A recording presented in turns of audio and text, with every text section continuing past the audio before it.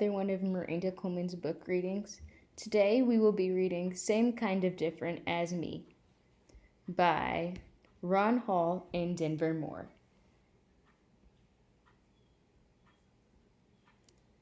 This is a note for parents if you guys want to read this out loud. I'll pause for a moment, but the Bible verse is, "He who is kind to the poor lends to the Lord, and he will reward him for what he has done." Proverbs 19:17. So I'm going to pause and see if, for y'all who want to read this.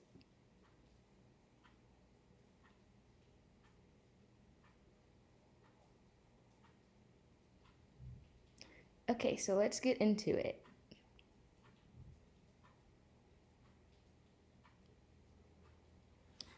I used to spend a lot of time worrying that I was different from other people, but I found out everybody's different, the same kind of different as me.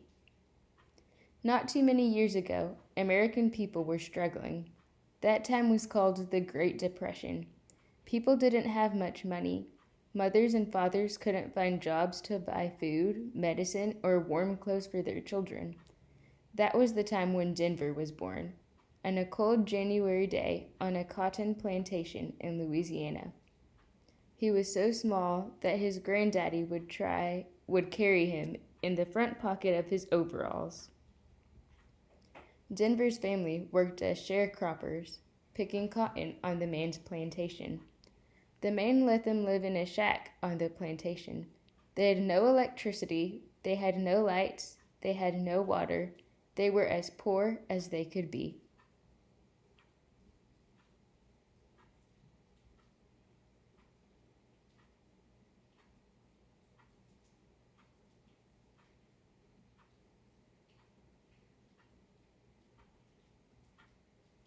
Denver's family didn't have a car. Sometimes they rode on a big wagon pulled by mules, but they usually walked. Most of the food they ate came from their garden: corn, potatoes, carrots. The milk came from the man's cow. At Christmas, the man would give them a pig so they would have some meat.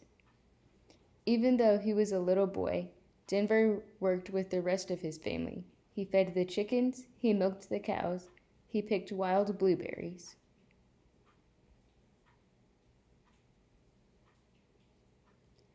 There wasn't money for toys, so Denver would make toy trucks from old boards with bottle caps for the wheels. One day, Denver saw the man's son, Bobby, riding down the dirt road on a brand new bicycle. It was shiny and red. Denver had never seen a bicycle.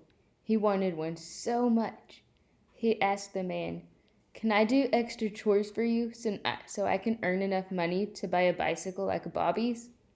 "Denver," the man said, "if you pick 100 pounds of cotton, I will buy you a new bike."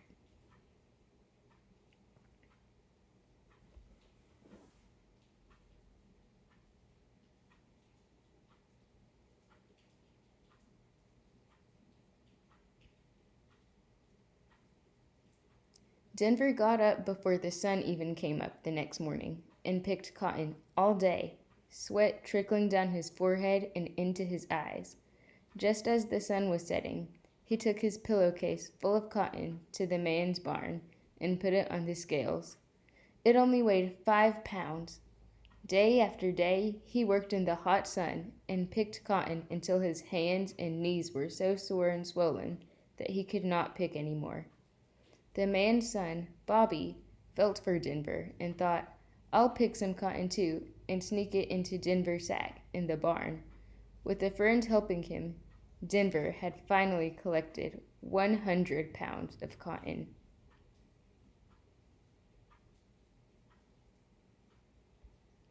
A few days later, the man said, "I have a surprise for you, Denver. Come with me and Bobby down to the barn."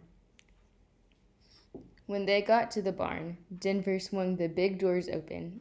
Inside was a brand new bike, just for him. It was shiny and red with a rubber horn on the handlebars. Denver couldn't believe his eyes. "Oh, thank you, thank you, thank you," he hollered, loud enough for everyone on the plantation to hear. He gave the man a big hug, and then he and Bobby rode off together on their bikes. It was the happiest day of Denver's life.